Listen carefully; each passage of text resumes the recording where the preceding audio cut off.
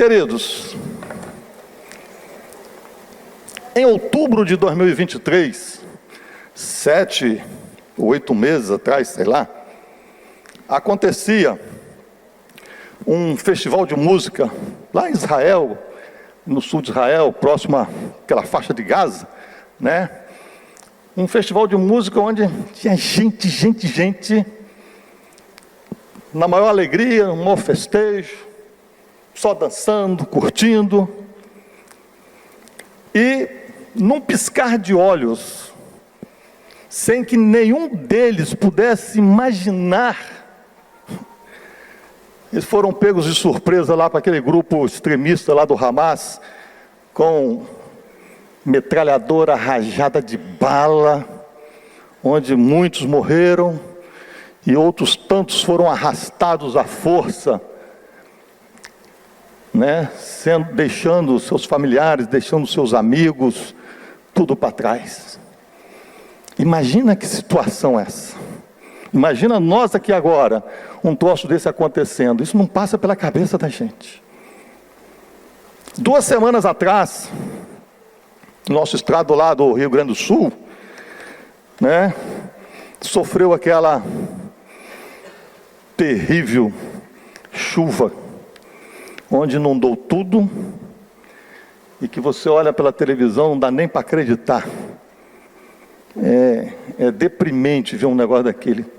A água cobrindo todas as casas. Até um cavalo foi encontrado agora no 3º andar de um prédio.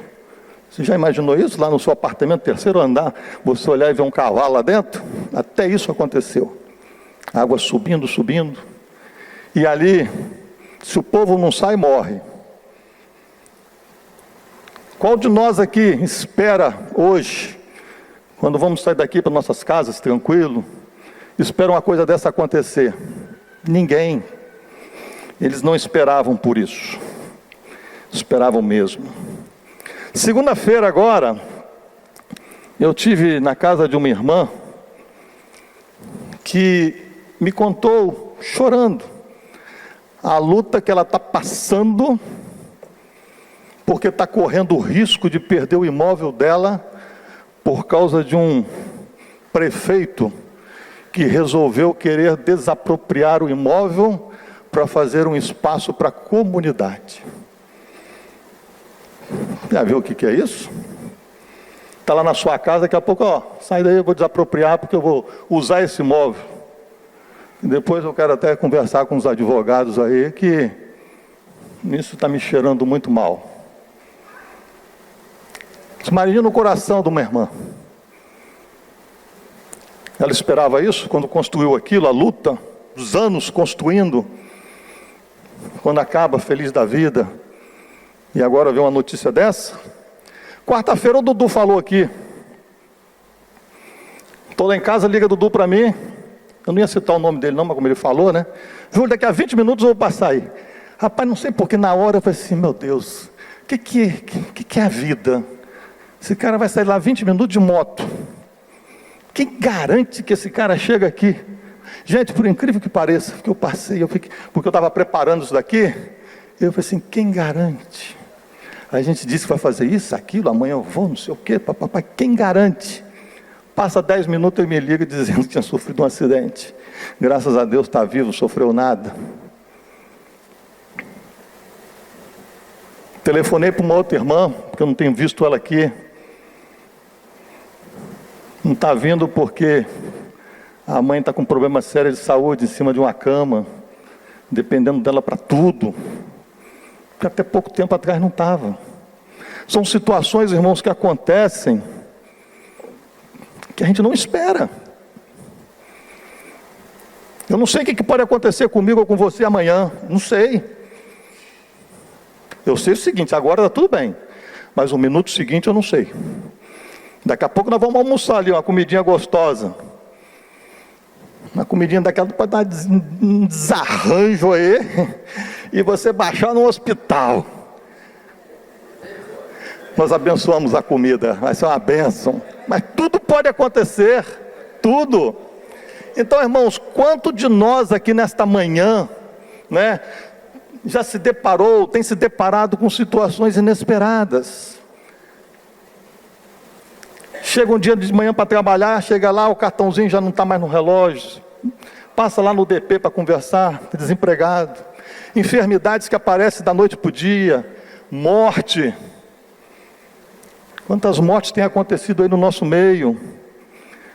Problemas conjugais, quantos problemas, casados aqui, problemas com filhos, e tantas outras coisas que têm acontecido, tantos outros problemas que talvez você tenha vivido aí, e que em muitos casos a gente não encontra força para poder caminhar no nosso dia a dia.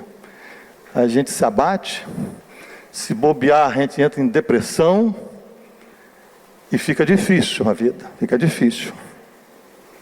E aí eu quero dizer para vocês o seguinte, ninguém, nem mesmo um filho de Deus, eu não vou nem dizer por melhor que ele seja, porque não tem esse negócio de melhor, filho de Deus. Se você é filho, você é filho.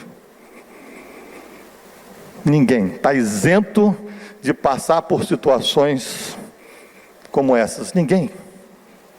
O próprio Jesus disse: no mundo tereis aflições. Isso é consequência desse mundo decaído. Se não tivesse acontecido o pecado original lá no Éden, nós não estaríamos passando por isso. Mas por aquele pecado, a Bíblia diz que nós fomos destituídos da glória de Deus. E hoje é o que a gente enfrenta. Tem gente por aí ensinando, né, que crente não adoece, crente não tem isso, não tem aquilo, né? Não sei onde é que ele tira isso da cabeça, só da cabeça dele, né? Então, irmãos, quando Jesus diz que nesse mundo teremos aflições, contudo tem de bom ânimo, porque eu venci o mundo.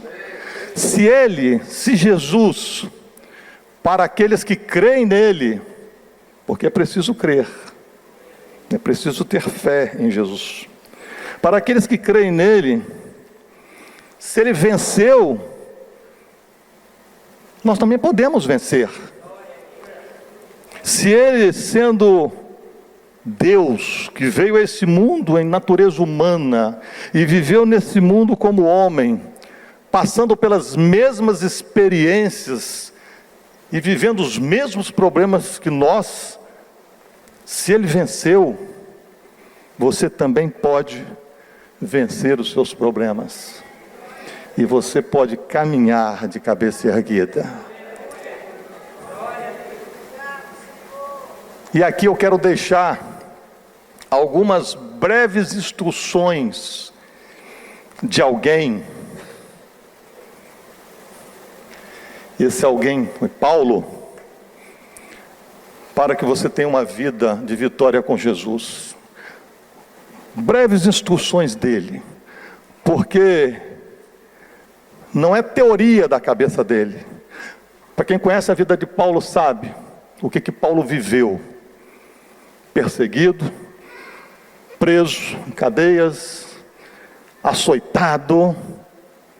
Ele viveu coisas que nenhum de nós aqui tivemos a oportunidade de experimentar. Então ele deixou alguns conselhos que eu queria pedir a menina para colocar aqui no telão, se for possível, que são 3, 5, 7 versículos, que está na primeira carta à igreja de Tessalonicenses, 1 Tessalonicenses 5, 16, 22, que ele diz assim, alegrem-se sempre, verso 16, 17, orem continuamente, deem graças em todas as circunstâncias, pois esta é a vontade de Deus para vocês em Cristo Jesus. Não apaguem o espírito, não tratem com desprezo as profecias, mas ponham à prova todas as coisas e fiquem com o que é bom. Afastem de toda forma do mal, ou de toda aparência do mal, dependendo da versão. Essa versão aqui é NVI. Irmãos, Paulo nesse texto aqui, ele dá essas instruções práticas para a igreja de Tessalônica. Ele escreve para a igreja. E aqui eu queria só abrir um parênteses, porque se alguém escreve uma carta para alguém, é porque alguém vai ler a sua carta. E se Paulo escreveu uma carta para a igreja de Tessalônica, dos Tessalonicenses, é porque seriam os crentes de lá, os irmãos que iriam ler a carta, porque 4 paredes lajota não lê nada. Então, mais uma vez, porque isso foi o ministério do irmão Valtir, será sempre o nosso, de falar de Cristo à igreja, de que igreja somos nós, igreja é povo de Deus, igreja é o Filho de Deus, é o ajuntamento do povo. Igreja não é isso daqui, ó. Então vamos aprender a falar certo. E não vem me dizer que isso não tem nada a ver, tem tudo a ver, porque é a vontade de Deus. Então, irmãos, ele deixa essas pequenas frases aqui, que são extraordinárias, e que nos permite nesta manhã fazer uma grande reflexão. E eu convido a você a fazer essa reflexão, perguntando a você mesmo. Porque eu já perguntei, estou perguntando, vou perguntar de novo, no momento desse compartilhar. Como está a sua alegria? Como é que está a minha alegria? Responda para você. Como é que está a sua oração? Como é que estão os seus agradecimentos a Deus pelas coisas que Ele tem feito em sua vida? Como é que estão? Como é que está o cumprimento da vontade de Deus na sua vida? Eu estou perguntando isso porque vida de cristão é diferente de vida de religioso. A diferença é muito grande. O religioso é aquele que bibinha debaixo do braço para reunião, fala de Deus para lá, Deus para cá, mas não tem temor e nem compromisso com a palavra dele. O que diz ali o verso 16? Alegrem-se sempre. Está lá, ó. Alegrem-se sempre. O que está escrito nesse verso? Alegrem-se sempre que vocês forem curados. Alegrem-se sempre que vocês receberem a resposta de Deus para os pedidos que vocês fizeram. Alegrem-se sempre quando vocês receberem algo de bom. É isso que está escrito? Não. Está escrito: alegrem-se sempre. Notem que uma coisa é se Paulo tivesse dito: alegrem-se. Mas o que ele disse? Alegrem-se sempre.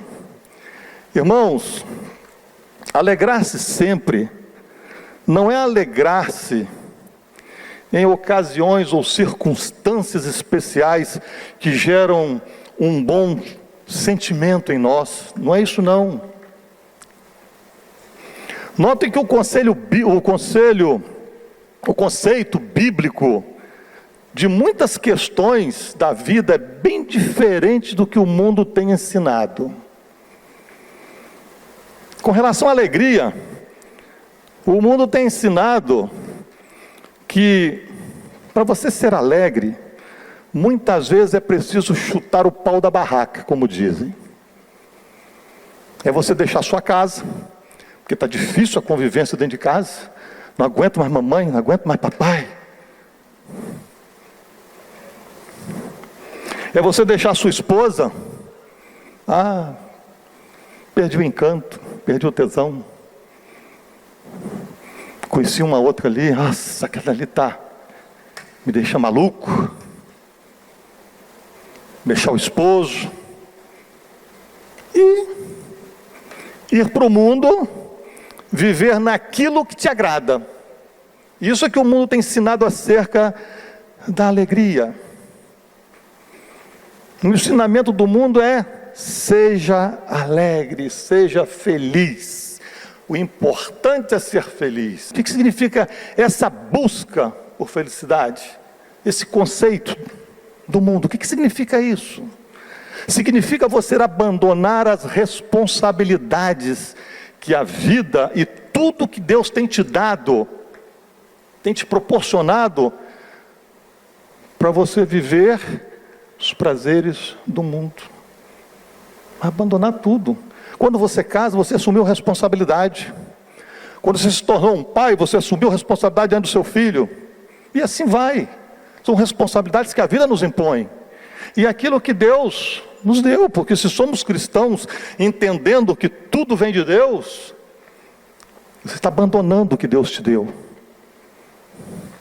Então, irmãos, na contramão desses ensinamentos do mundo, existem, e sobretudo para aqueles que dizem que são servos de Deus, para os chamados crentes, as questões relacionadas à obediência à palavra de Deus, que faz com que o nosso eu seja esmagado. Tanto é que Jesus diz assim: aquele que quer me seguir, negue-se a si mesmo. Crente é isso aqui, negar-se a si mesmo e seguir a Jesus. Irmãos, negar a si mesmo é pegar o que humanamente você é e jogar na lata de lixo, para que tudo aquilo que Cristo quer que você seja, floresça. Por isso que Paulo diz lá: não sou mais eu quem vivo, mas Cristo vive em mim.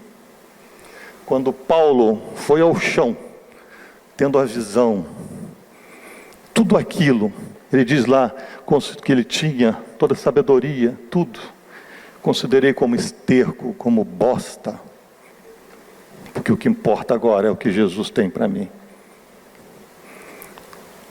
Cristo vivendo em mim significa que eu não vivo mais de acordo com os desejos e interesses que eu tenho. Não vivo mais de acordo com eles. Não vivo mais de acordo com os meus sonhos. Posso ter sonho? Posso. Mas eu tenho que viver com aquilo que Deus tem para mim. E que os meus sonhos possam ser, não vou dizer os sonhos de Deus, que eu não sei se Deus sonha, mas que os meus sonhos sejam a vontade de Deus para a minha vida. Isso aqui, irmãos, para o mundo, pensar dessa forma aqui para o mundo é escravidão, é morte, é você deixar de ser quem você é. Como dizem, você perder a sua identidade. Um conceito do mundo. E quando Paulo diz nesse verso, alegrem-se, ele não está se referindo à alegria que o mundo oferece, mas a alegria em Cristo Jesus. Essa é a alegria que ele está se referindo. Não é a alegria que o mundo tem para te dar, não. É o que Jesus tem para te dar, e essa alegria tem que ser sempre. Mas aí você me pergunta: mas Júlio, eu tenho que me alegrar com a tragédia pela morte do meu filho? Eu tenho que me alegrar com essa tragédia que está acontecendo aí no Rio Grande do Sul? Quando eu olho para aqueles galpões, aquele mundaréu de gente embolado, crianças, tudo, porque perderam tudo, eu tenho que me alegrar com isso? Não é isso que eu estou falando. Você não vai se alegrar por causa da tragédia, mas você vai se alegrar porque Deus, não obstante a tragédia que aconteceu, Ele continua sendo soberano, poderoso e tendo controle sobre todas as coisas. É nisso que está a nossa alegria. Meu genro faleceu. No velório, alguém pode chegar assim: ô Júlio, por que você está aí sorrindo? Por que você está desse jeito, cara aberta? Eu falo: meu irmão, estou feliz demais. Deus levou meu genro. Deixou minha filha sem o marido dela, que tanto amava, que tanto se davam bem. Nossa, eu estou tão feliz com isso. Não, não é essa alegria que Paulo está se referindo, não. Eu estou prostrado e chorando. Estou com meu coração dilacerado pela perda do meu genro. Que dor! Meu coração está estraçalhado de ver o sofrimento da minha filha e não poder fazer nada, absolutamente nada, para tirar o sofrimento dela. Que coisa terrível estou vivendo. Mas em Cristo eu estou feliz. Feliz porque, não obstante o que ocorreu, a morte dele, essa tragédia que veio sobre a minha casa, o meu Deus continua soberano. Feliz porque meu genro está com ele, porque partiu para a glória. Feliz porque, a despeito dessa tragédia, o meu Deus continua no controle de tudo. Tudo está nas mãos dele. Se isso aconteceu, é porque ele permitiu que acontecesse. Por mais doloroso que seja no meu coração, ele permitiu. E ele é Deus. E no final de tudo, quando Jesus voltar, toda essa minha dor vai passar. É por isso que eu estou feliz, porque isso aqui é passageiro.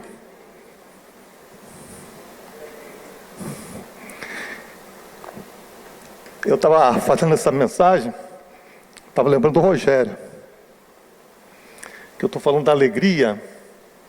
Eu nunca vi o Rogério triste. Nunca.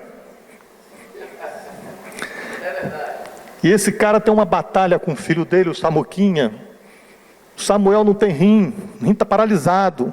Hemodiálise todo dia para viver. Você imagina o que é o coração de um pai diante de uma situação dessa? Imagina. Você não imagina, porque só imagina quem está na frigideira. Mas lá em Apocalipse 21, do verso 1 a 5, diz assim, então vi novos céus, visão de João, então vi novos céus e nova terra, pois o primeiro céu e a primeira terra tinham passado e o mar já não existia.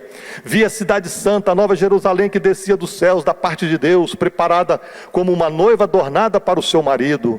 Ouvi uma forte voz que vinha do trono e dizia: agora o tabernáculo de Deus está com os homens, com os quais ele viverá. Eles serão seus povos, o próprio Deus estará com eles e será o seu Deus, e lhes enxugará dos olhos toda lágrima, e a morte já não existirá, e não haverá luto, nem pranto, nem dor, porque as primeiras coisas passaram. Aquele que estava sentado no trono disse: estou fazendo novas todas as coisas, e acrescentou: escreva isto, porque essas palavras são verdadeiras e dignas de confiança.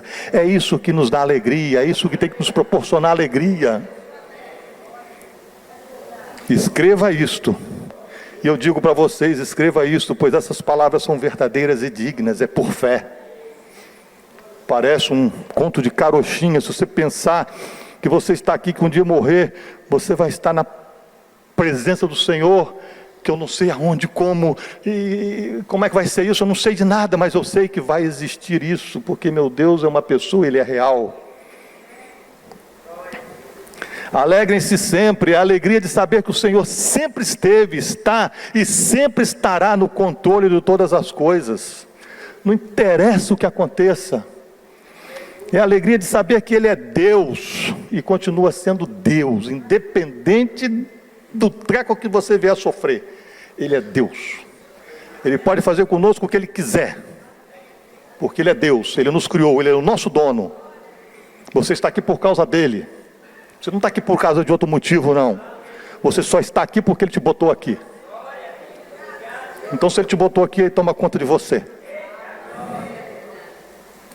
O que nós precisamos fazer é agir como Jó agiu, que no sofrimento da dor, no sofrimento da perda, ele se manteve fiel a Deus em tudo. É isso aí. Está chorando? Chora. com alegria no seu interior, de saber que o Senhor está com você. Abacuque, lá no livro de Abacuque 3,17, em sua oração de louvor a Deus, ele diz assim, ó: ainda que a figueira não floresça, ainda que nem haja fruto na vide, o produto da oliveira falhe, os campos não produzam mantimento, as ovelhas sejam arrebatadas do aprisco, e nos currais não haja mais gado, ainda que tudo isso aconteça, ainda que todo problema nos aconteça, o que ele diz no verso seguinte? Todavia, eu me alegrarei no Senhor. É isso que eu convido a você nesta manhã, a desenvolver isso na sua vida, porque a sua vida será mais leve. Amém? Verso 17, orem continuamente. Irmãos, nós temos aqui a importância de uma vida de oração, mas não uma vida de oração quando surge um problema, ou quando estamos, precisando de alguma coisa. Eu lembro que o Cristiano Mal, nós lançamos aquela campanha de vigília de oração de 7 dias. E teve um dia aqui, não sei se foi o 3º ou o 4º, eu estava preocupado com aquilo. Os dois estavam presentes na reunião, ele e minha filha, mas eu com o coração doído, eu peguei o microfone e eu falei: irmãos, nós estamos numa campanha de 7 dias de oração pela vida do Cris. Deus pode curá-lo. Até agora aqui, Deus pode curar, não sei quando, lá para frente, ele fica assim até. Mas Deus também pode não curar. Ai, foi difícil falar e olhar para minha filha, olhar para ele. Mas eu estava preocupado com os irmãos, e talvez mais ainda comigo, porque eu sabia que Deus não tem obrigação nenhuma de nos curar, nenhuma. Ele nos cura por causa da graça, do favor imerecido dele, da misericórdia dele. E aí a gente não sabe quem ele cura, quem ele não cura, quando cura, como cura, a gente não sabe de nada.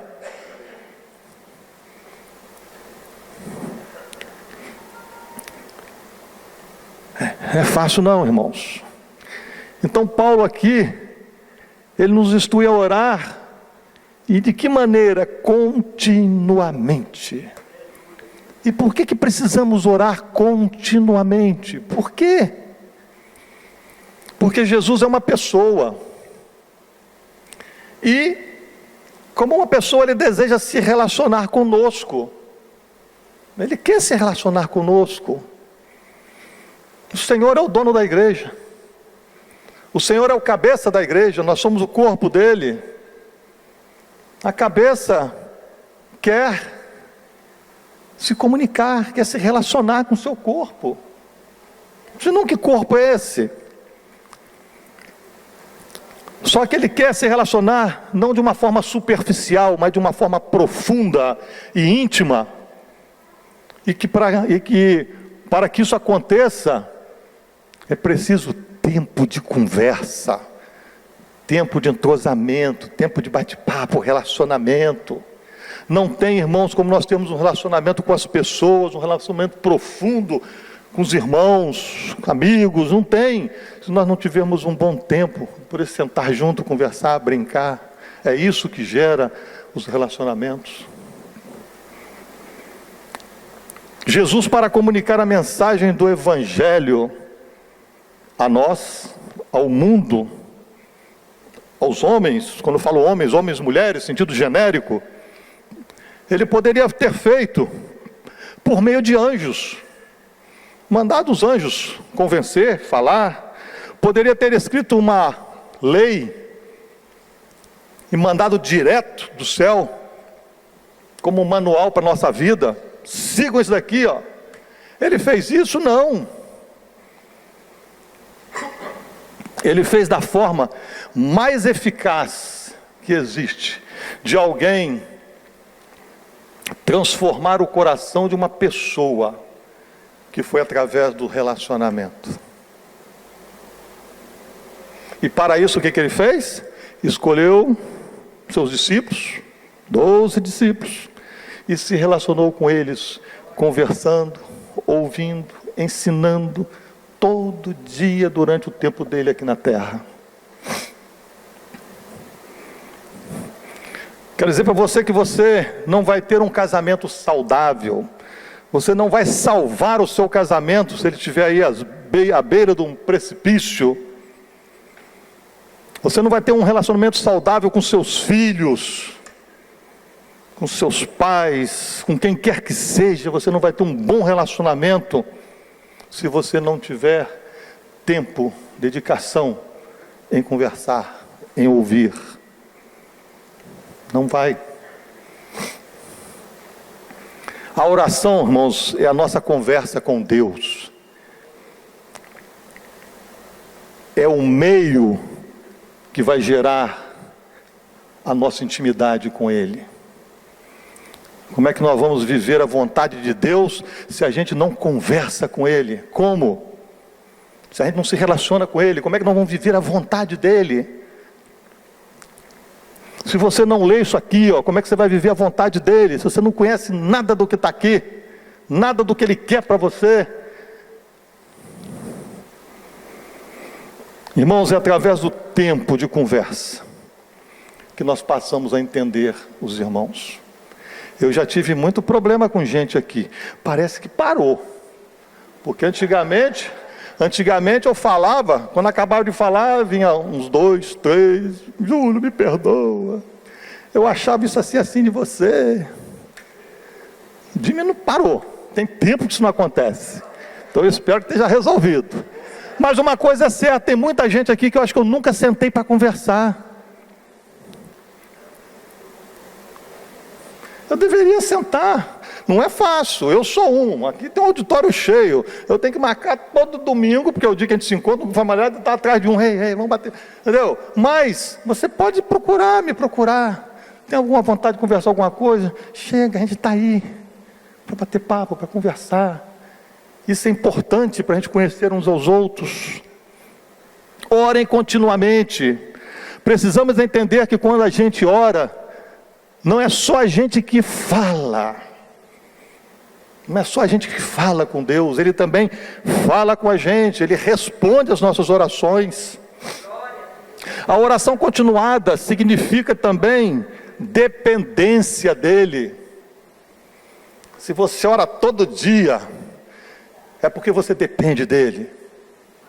Se você ora esporadicamente, é um rito. Você não depende dEle. Porque quem depende, meu filho, só fica no pé. Eu estou com uma filha trabalhando, estudando lá fora. Todo dia quase ela me liga. Uma boa parte desses dias, pai, queria comer um hamburguinho hoje. Pai, estou precisando disso. Isso é dinheiro. Né? Então, irmãos, oração contínua é dependência. Orem continuamente, ou seja, fale com quem resolve. Todo dia você está orando por uma coisa, por quê? Porque você está falando com quem resolve. Quando aquele problema, parecer impossível aos seus olhos, não se desespera não. Peça a Ele a sua ajuda, porque Ele vai te ajudar. Vai. Eu não sei de que forma, mas Ele vai.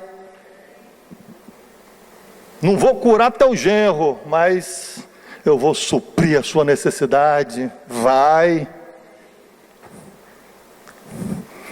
Vou te dar capacidade, Rogério, para suportar isso daí, meu filho. Você vai morrer, teu filho vai ficar aí.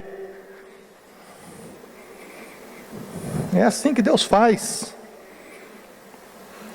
Ele não faz de um jeito, Ele faz de outro. O problema é que a gente sempre quer que Ele faça do nosso jeito.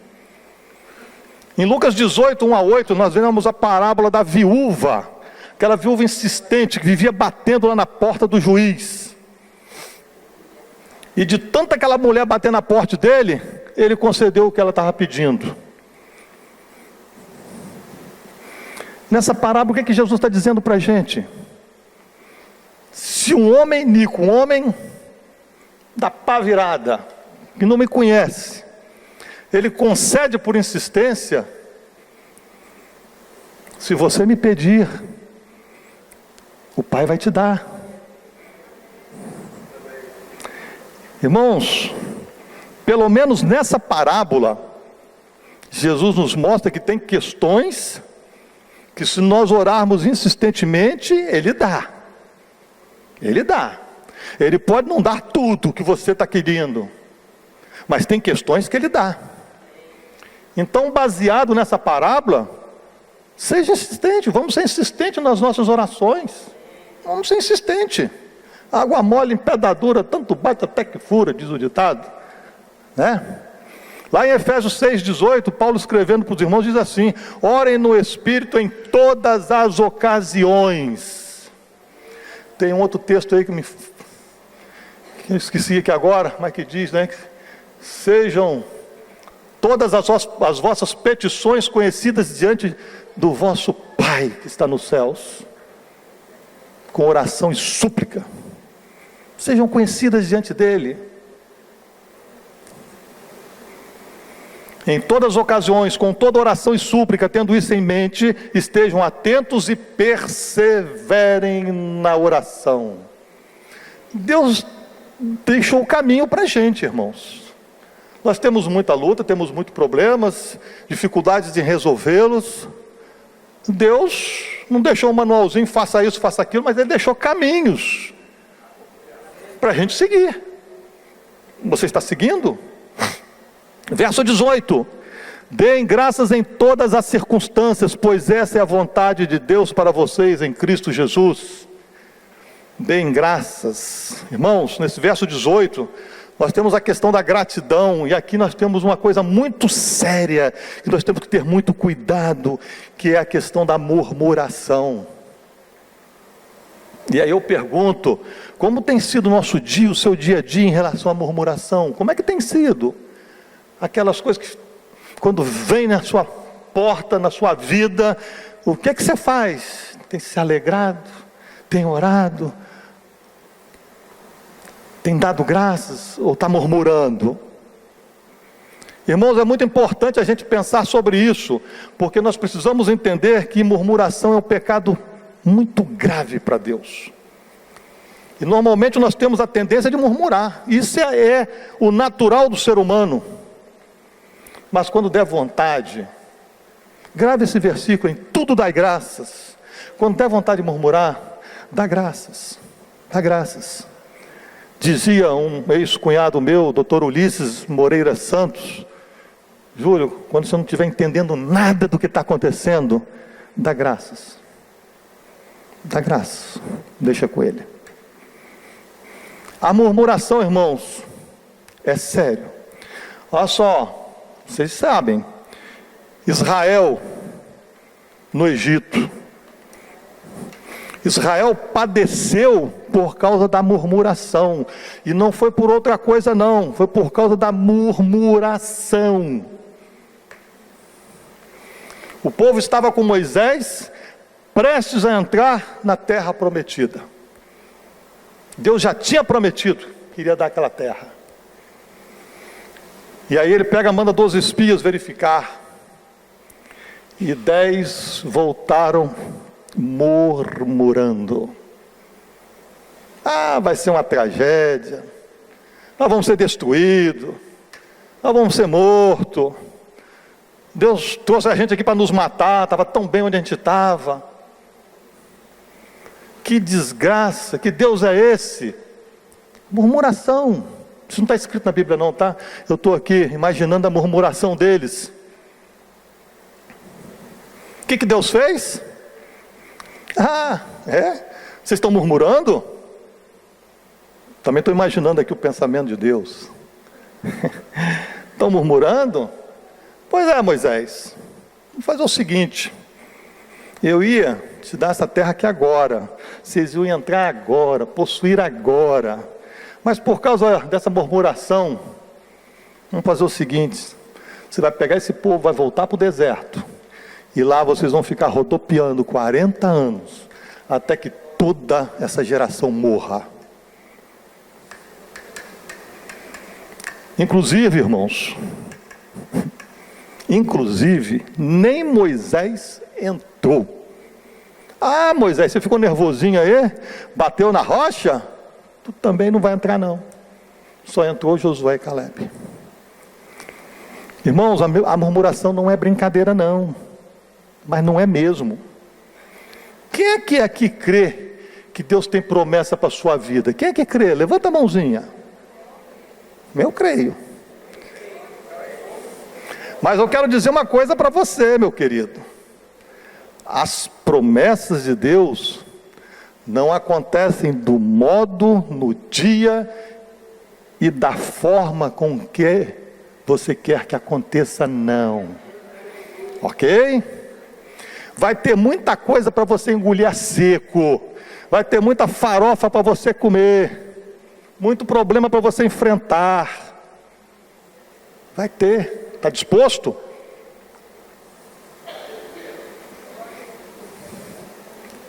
E ai de nós, ai de mim, ai de você, se no meio do caminho, como aquele povo lá, cair na murmuração. Deus vai fazer a gente voltar ao processo. Nós vamos ficar aí rodopiando, perdendo tempo, gastando tempo. Ah, eu oro, Deus não responde. Eu oro, Deus não responde. Já desisti de orar porque Deus não responde. Claro. Será que você conhece alguém por aí que não anda para frente, que não prospera na vida, nos negócios, na vida familiar, tudo dá errado, só vive aí com um relacionamento problemático? Será que você conhece? Não prospera na vida com Deus? Observa se não é uma pessoa que vive murmurando, reclamando. Observa se não é uma pessoa que quando você encosta lá, nossa, aquele irmão hoje falou demais. Nossa, quem é aquele pregador que vai falar hoje? Ah, vou embora, eu queria que fosse fulano. E vai embora. Aí depois você não sabe que o que é infeliz não prospera. Observa se não é a pessoa que às vezes quer fazer tudo do jeitinho dela, do jeito que ela quer.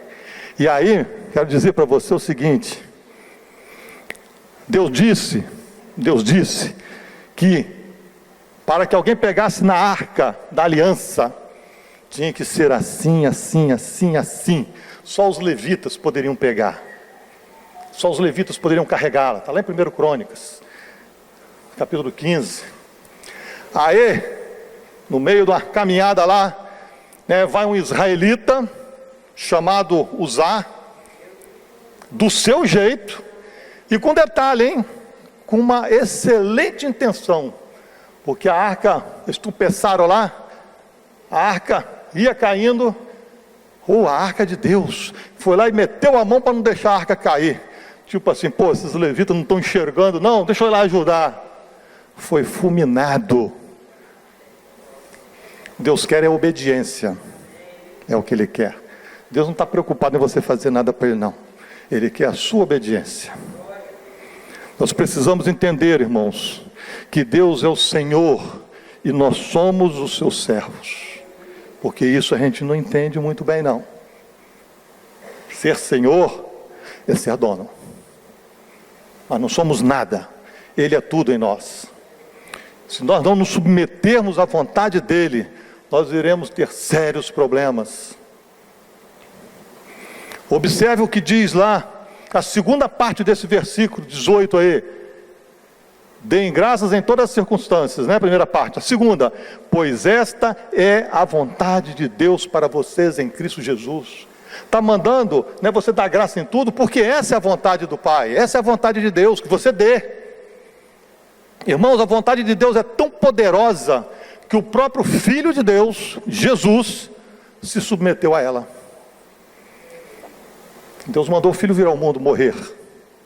Lá no Getsemane, o sofrimento de Jesus foi tão terrível de saber o que ele ia enfrentar naquela cruz, que ele diz assim: Pai, se possível passa de mim esse cálice, se possível me tira dessa cruz, contudo seja feita a tua vontade. A vontade de Deus é tão poderosa que o próprio Filho se submeteu. E aí eu te digo que se o Filho, que é a palavra, que é aquele que através dele todas as coisas foram feitas, se submeteu a ele, quem sou eu? Quem é você? Quem somos nós para não nos submetermos? Quem? Pensa nisso. Semelhantemente, ao verso 16, de nos alegrarmos sempre, dar graças em tudo, em todas as circunstâncias, não é dar graça por tudo, mas dar graças em tudo, que é o reconhecimento em meio a quaisquer circunstâncias que existe um propósito.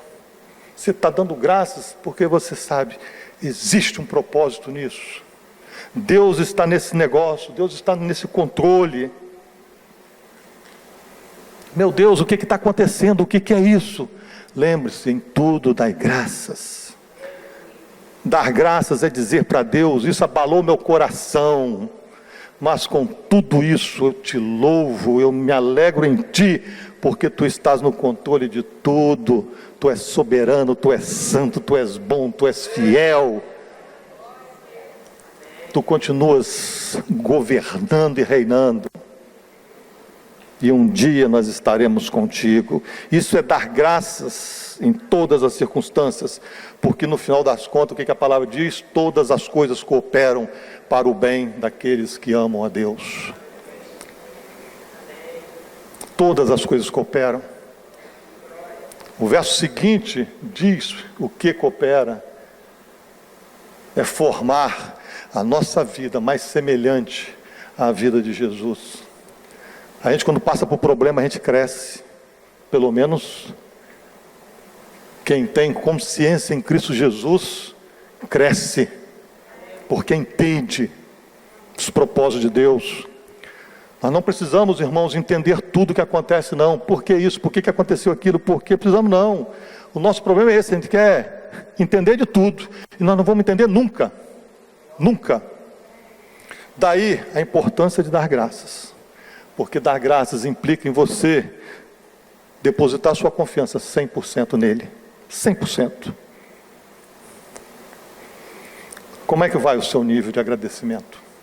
Como é que vai? Você tem tido um coração grato para com ele? Você tem agradecido pelas coisas boas que te trouxeram, alegrias, que acrescentaram questões na sua vida? Tenho certeza que sim. Mas também você tem agradecido pelas coisas ruins, que te ensinaram alguma coisa e que te colocaram no eixo, porque tem coisas que acontecem que Deus deixa acontecer para botar você no prumo. Verso 19, não apaguem o espírito. Aqui temos a importância da gente não apagar o espírito, a importância de nós sermos sensíveis e obedientes às orientações do Espírito. Como é que foi e como é que tem sido até hoje a presença do Espírito Santo em sua vida? Como é que tem sido?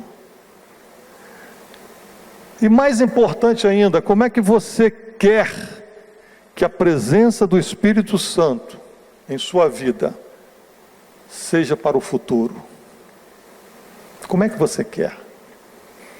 De que forma que você não vai apagar o Espírito? De que forma que nós não apagamos o Espírito, não apagaremos o Espírito Santo nas nossas vidas?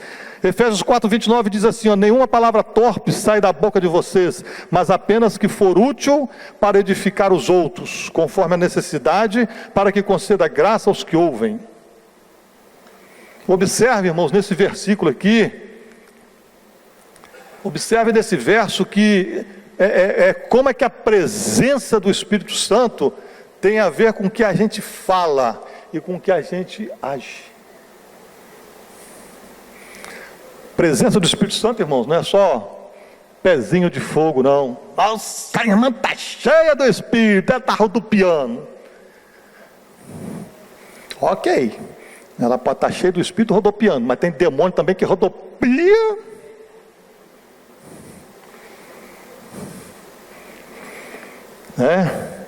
Presença do Espírito Santo, irmãos, não tem a ver só com momentos de emoção. Ai, nossa, chorei tanto hoje, Chorei, aquele irmão falava, chorava. A presença do Espírito Santo não tem nada a ver com isso não, irmãos. A presença do Espírito Santo tem a ver com o que você tem falado para aqueles que estão ao seu redor, para aqueles que estão te ouvindo. O que tem saído da sua boca?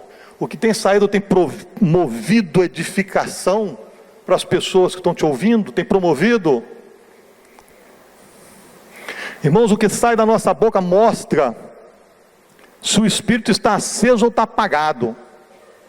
É o que sai da tua boca que mostra isso. O que dizer das palavras que ofendem, que machucam, que rebaixam? O que você tem a dizer disso? Você está rebaixando a sua esposa? Aqueles marido topeira, né, que tratam a esposa que nem um, sei lá o que é, né? O que você me diz disso? O que me diz das palavras que têm rebaixado seus filhos, mulheres, seus esposos, quando às vezes está desempregado, passando uma luta danada, e você está lá, descendo o pau nele? O que você me diz disso? Suas palavras com irmãos da igreja, com seus amigos lá fora, de escola, coleguinhas, o que for. Efésios 4:30-32 diz assim, ó, não entristeçam o Espírito Santo de Deus, com o qual vocês foram selados para o dia da redenção. Livrem-se de toda amargura, indignação e ira, gritaria e calúnia, bem como de toda maldade. Sejam bondosos e compassivos uns para com os outros, perdoando-se mutuamente, assim como Deus os perdoou em Cristo Jesus. Como é que está seu coração em relação à amargura? Como está seu coração em relação à indignação e à ira? Sai daqui agora, acontece um negocinho ali no trânsito, eu filho da p, não sei o que, ai, vai embora, cheio de Deus. E se bobear, ainda tem lá no vidrinho do carro, sou de Jesus. Toma vergonha na cara, tira esse plástico fora, que você está envergonhando o nome de Deus. Você é uma pessoa que vive gritando em sua casa, brigando, gerando confusão com os filhos, em vez de sentar para resolver um problema com o filho, você não presta, você é isso, você é aquilo. É isso que você é? É isso que você tem feito? Irmãos, se você tem feito isso, pode ter certeza que se o espírito não estiver tristezinho demais, ele está apagado. A ausência de domínio próprio, porque nós fomos chamados a ter domínio próprio, é indício de o Espírito Santo estar apagado. Calúnia, você tem falado da vida dos outros aí? As fofocas. Que agora as fake news está na moda, né? O Espírito está apagado. A presença do Espírito Santo não está só no pezinho, lembre-se disso, não está só.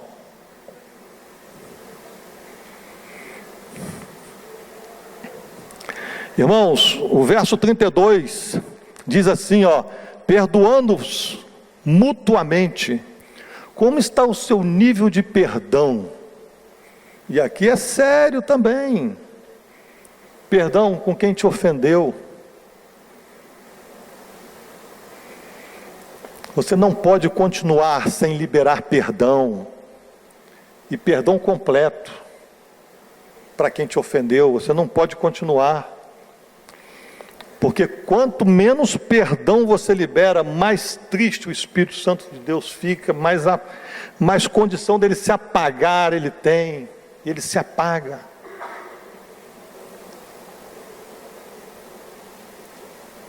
Perdão é uma condição, é um imperativo na Bíblia. Nós não temos que sentir vontade de pedir perdão. Você tem que perdoar. O irmão plantou uma para cima de você, perdoa. Perdoa.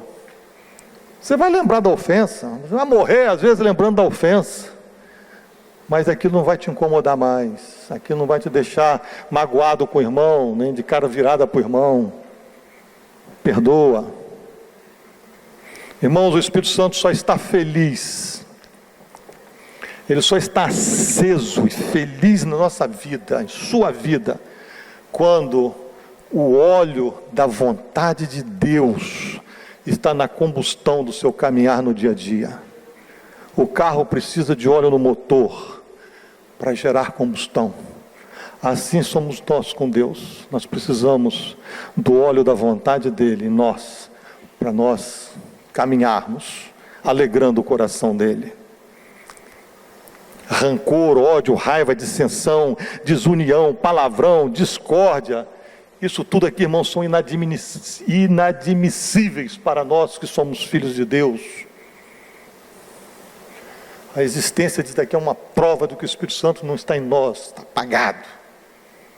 E aqui eu quero concluir com os versos 20, 21 e 22, que o 20 diz assim: não tratem com desprezo as profecias, ou seja, não tratem com desprezo a palavra de Deus, e nem os seus profetas.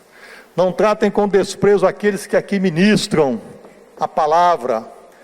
E aqui eu fico muito triste quando alguém me pergunta: quem é que vai falar domingo? Não são todos os casos, que eu não vou generalizar, mas eu já vi gente perguntar para saber se daria para ele vir ou não. Isso é desprezar os profetas de Deus.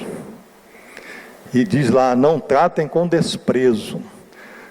Não tratem com desprezo a vontade de Deus. Não tratem com desprezo as promessas que Ele tem para você aqui, ó. Versículo 21, mas ponham à prova todas as coisas e fiquem com o que é bom. Faça como os bereanos, que todos os dias eles examinavam as Escrituras para ver se aquilo que eles estavam ouvindo estava de acordo com a palavra. Vocês não são obrigados a concordar com o que eu estou falando aqui, mas como dizia o irmão Valtir, isso, ele falava muito sobre os livros dele. Veja se está aqui, ó. Se não tiver, rasgue e jogue fora. Se o que eu estiver falando não estiver respaldado nisso daqui, não faça nada do que eu estou falando, mas ponham à prova. Verso 22, afastem-se de toda forma de mal, toda aparência do mal, se afaste. Irmãos, examinem tudo, examinem de forma cuidadosa, e se apeguem no que é bom. Fuja da aparência do mal. Você que tem problemas de alcoolismo, eu vou no barzinho com um amigo meu que ele me chamou. Não vai não, não vai. Fuja da aparência do mal, não vai, porque se você for, você poderá cair. E uma vez quando cai, meu filho, nessas áreas, para recuperar é difícil. Você que já mexeu com droga, que tem problema de droga na sua vida, saia dessa cambada que você vive andando junto aí. Mas são meus amigos, amigos de Deus. Mas não é amigo de Deus, rapaz. Amigo de Deus não põe você no caminho da perdição, não. Fuja.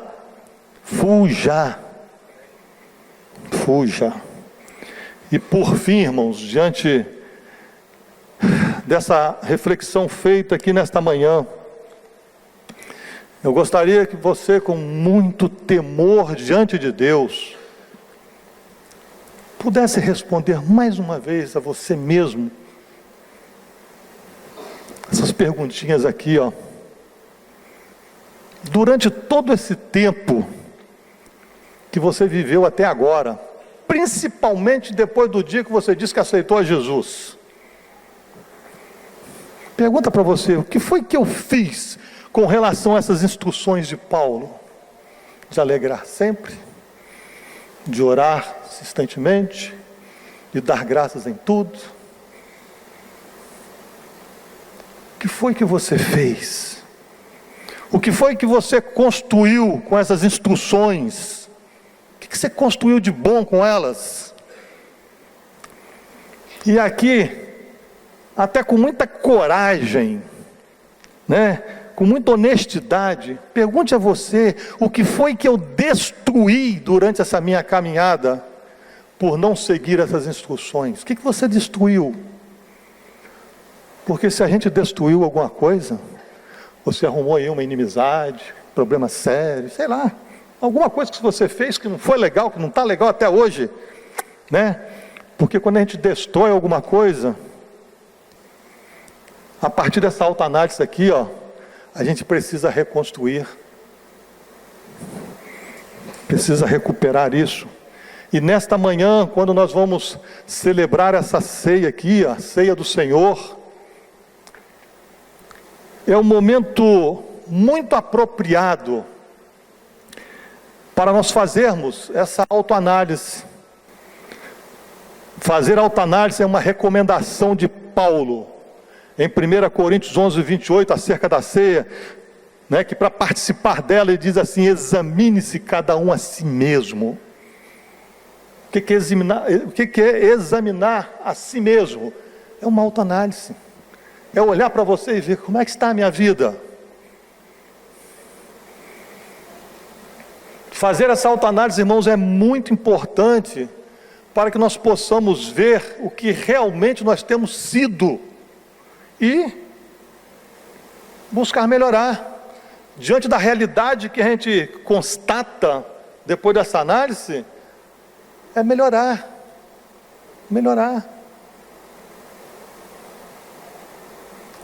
Se até aqui em sua vida você não tem desfrutado de alegria, a alegria do Senhor, tem desfrutado só naqueles momentos gostosos do louvor, disso, daquilo outro, mas no dia a dia, na força dos problemas, você não tem desfrutado da alegria, a alegria do Senhor, que a Bíblia diz que te dá força para superar esses momentos difíceis, né? Porque está lá em Neemias 8:10, que diz lá: a alegria do Senhor é a vossa força. No Senhor você tem força, Ele te dá capacidade para você resistir. Se até aqui você não desenvolveu relacionamento íntimo com o Senhor, por causa da sua negligência na oração, se até aqui você não tem tido um coração grato diante de Deus por tudo que Ele tem feito por você, se até aqui você tem entristecido o Espírito Santo de Deus, ao ponto de apagá-lo da sua vida, se até aqui você tem muitas vezes desprezado, né, as profecias, a palavra, desprezado a vontade de Deus na sua vida, esse é um momento muito importante, irmão. Nós não viemos aqui nesta manhã, meu Deus, nós não viemos aqui nesta manhã só para cantar, ouvir uma palavra, depois comer e ir embora, como se nada tivesse acontecido.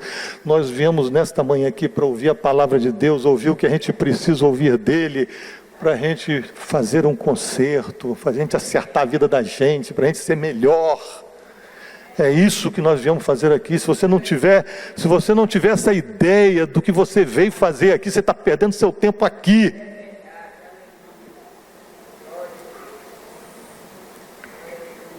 Esse, irmãos, é o momento do reconhecimento e do arrependimento dessas atitudes. É um momento de reconstrução, de um novo começo. Interessante que Paulo, esse irmãozinho que deixou essas instruções, né? Ele consciente dos problemas dele, consciente das imperfeições dele, das lutas dele.